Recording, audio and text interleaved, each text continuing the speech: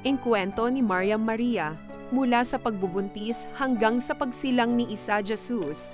Si Maryam Maria ay isang dalisay at matuwid na babae na pinili ng Allah. Sa Quran at sa Biblia, kinikilala siyang pinagpala sa lahat ng kababaihan.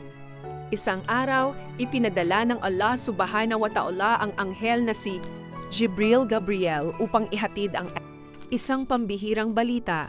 Sinabi ng anghel na si Maryam ay magkakaanak sa kapahintulutan ng Allah kahit wala pa siyang asawa at hindi pa siya nahipo ng sinumang lalaki. Nagtaka si Maryam at nagtanong, "Paano ako magkakaroon ng anak gayong wala pang lalaking humihipo sa akin?" Sinagot siya ng anghel na ito ay mangyayari sa kapangyarihan ng Allah Subhanahu wa Ta'ala, sapagkat kapag ninais niya ang isang bagay, sasabihin lamang niya rito, mangyari, at ito ay mangyayari. Lumipas ang panahon at nagdalang tao si Maryam. Sa Quran, lumayo siya sa mga tao upang mapag-isa. Nang dumating ang oras ng panganganak, nakaramdam siya ng matinding sakit habang nasa ilalim ng isang puno ng datiles. Sa sobrang hirap, sinabi niya, "Nais ko sanang namatay na ako bago pa ito at tuluyan ng nalimutan."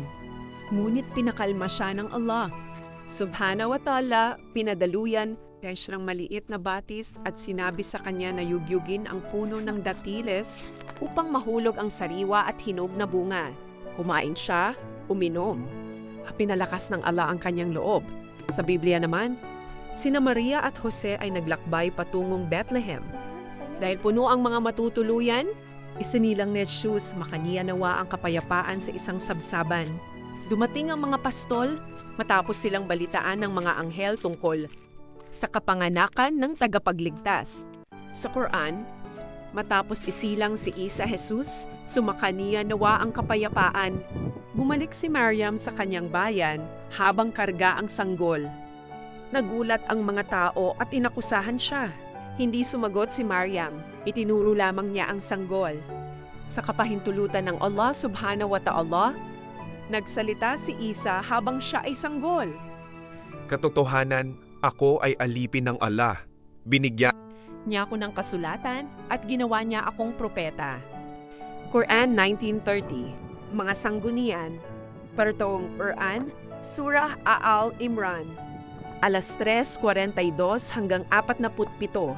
Surah Maryam 19:16 hingga 36. Biblia, Lucas, Launa, 26:38.